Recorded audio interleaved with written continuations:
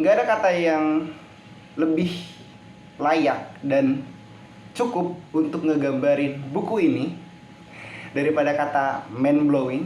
Dan nggak ada buku yang lebih tegas menurut gua yang bisa ngebongkar logical fallacy orang yang disebut dalam buku ini sebagai old man tanpa menggurui orang-orang tersebut, tanpa terlihat seperti dia yang lebih mengetahuinya. Tapi orang yang membaca buku ini akan menyadari buku ini sudah mengiris-iris para elit Indonesia secara jelas bagaimana kesalahan berpikir mereka. Bukan buku ini yang ngasih tahu kalau mereka salah, tapi para pembacanya akan yakin 100% kalau mereka salah.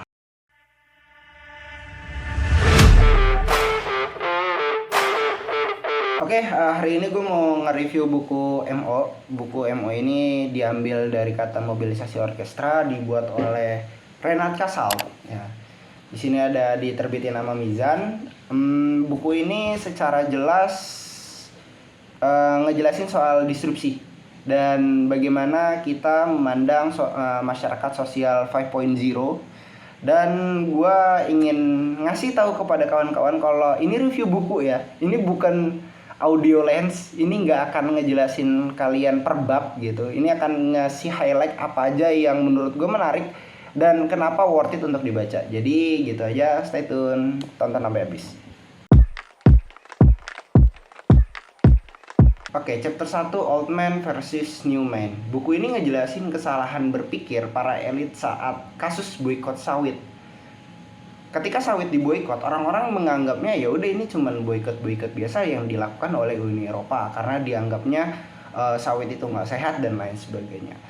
Sedangkan boykot dan movement soal penghentian sawit dari sebagai komoditas minyak itu bukan cuma dibangun dari atas dasar ketidaksehatan terhadap sawit itu aja, tapi dibangun dengan struktur logika yang jelas. Orang-orang Eropa itu ngebawa anti sawit dari yang awalnya cuman komoditas makanan kepada sesuatu yang menggerakkan hati nurani setiap orang Eropa. Seperti yang kita tahu teman-teman, sawit itu adalah pohon yang dia tumbuh dan dibudidayakan di daerah-daerah tropis. Yang kita tahu juga daerah-daerah yang banyak menghasilkan sawit itu ada di Sumatera dan juga ada di Kalimantan. Daerah-daerah tersebut itu mayoritas adalah hutan-hutan yang jadi habitat hewan-hewan yang ada di sana. Dan hewan-hewan yang paling menjadi suatu gambaran umum dan juga menjadi suatu ciri khas adalah orang hutan. Boykot sawit itu diawali dengan bagaimana orang-orang Eropa itu mengangkat orang-orang hutan itu semakin terkikis populasinya, orang-orang hutan itu semakin tidak mendapatkan ruang hidupnya, banyak yang diburu, dibunuh dan lain sebagainya. Tagar save orang hutan pun naik gitu. Bukan hanya bukan hanya membawa suatu dampak yang membawa boykot itu, tapi orang hutan itu juga ngebawa suatu semangat untuk kita harus menghentikan sawit, karena dengan cara kita menghentikan sawit, produksi sawit akan menurun, hutan yang akan dibabat akan semakin menurun juga gitu.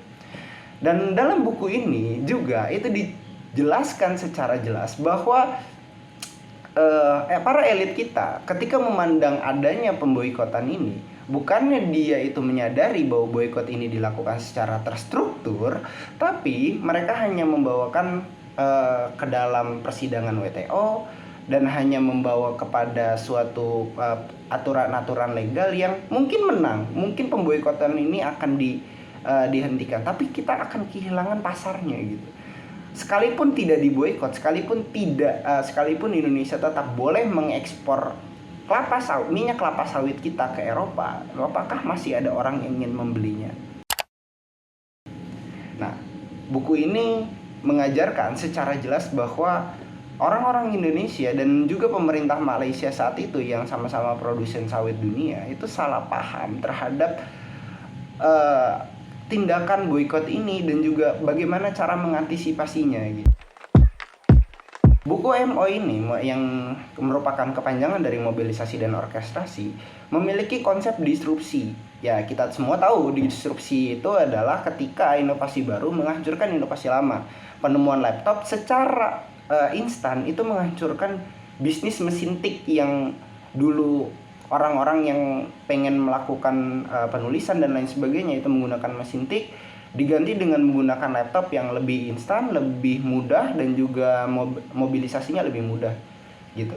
Nah, ketika kita menggunakan konsep mobilisasi dalam buku ini secara jelas mengajarkan kita kalau mobilisasi itu adalah ketika terjadinya disrupsi besar-besaran gitu. Nah, ketika disrupsi ini sudah terjadi, maka orang yang leading adalah orang yang bisa menjadikan semua instrumen itu bekerja untuk dia. Sama halnya ketika kita nonton orkestra, kita melihat pertunjukan, seorang konduktor atau orang yang memimpin acara tersebut adalah pemimpin dari inovasi itu sendiri. Buku ini cukup bagus ketika ngajarin kita bagaimana sebenarnya Indomie atau mie instan itu kehilangan pasarnya bukan karena ada produk lain seperti Indomie, bukan karena seperti ketika ada tiba-tiba ada nasi instan, ada bubur instan dan lain sebagainya. Tapi dari logika mie instan itu sendiri, kenapa sih kita makan mie instan? Mie instan itu kita makan karena ada instan, ada rasa kemudahan dalam mendapatkannya. Ya tinggal kita stok, kalau kita lapar tengah malam kita nggak perlu keluar gitu. Nah, logika ini dibalik ketika sudah ada perusahaan-perusahaan penyedia jasa pengantar makanan gitu. Orang nggak usah keluar lagi gitu. Ketika dulu cuman pilihannya adalah mie goreng atau mie lain gitu, pilihan kita cuman mie, apakah kita nggak makan super mie atau kita makan Indomie atau kita makan mie sedap dan lain sebagainya. Ya dengan adanya GoFood kita bisa beli KFC tanpa harus keluar, kita bisa beli sate ayam tanpa harus keluar dan lain sebagainya, yang akhirnya orang punya pilihan lain selain daripada makan Indomie gitu. Indomie terdistrupsi bukan karena Indomie itu sudah tidak lagi relevan atau tidak melakukan inovasi rasa terbaru, tapi karena sudah ada pilihan daripada Indomie itu sendiri gitu.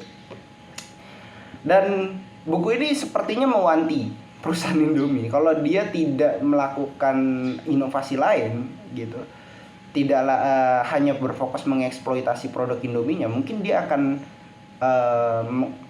mengalami kekalahan dalam hal memimpin pasar gitu. Dia sudah tidak dapat lagi dominasinya. Chapter 3, memahami mental pemuda. Buku ini cukup keren ketika lo ngebaca di pertengahan. Dia ngangkat soal bagaimana ISIS merekrut orang-orang untuk bergabung dengan dia. Pertama, ISIS itu dia mengambilnya itu kaum-kaum radikal, kaum-kaum yang pengen adanya kekhalifahan, pengen ada negara berbasis Islam dan lain sebagainya. Tapi berjalannya waktu mereka udah nggak ngangkat konsep-konsep itu lagi gitu. Mereka lebih mengangkat konsep di mana mereka menawarkan experience. Mereka ngajarin kita semua kalau adanya kita juga harus tahu mental pemuda, kita harus tahu pasar yang ingin kita kejar gitu. Para ISIS membutuhkan tentara. Nah, bagaimana caranya untuk merekrut tentaranya? Sedangkan orang-orang yang radikal dan lain sebagainya itu jumlahnya pasti nggak banyak. Akhirnya mereka menawarkan sesuatu yang lain, experience gitu. Mereka menawarkan seperti kalau kalian mengikutinya, kalian hanya bermain Call of Duty di game di depan PC kalian. Sedangkan kalau kalian bergabung dengan kami, kalian akan mendapatkan experience berperang sesungguhnya, dan kalian akan, ketika kalian mati, kalian akan respon in jannah atau di surga gitu.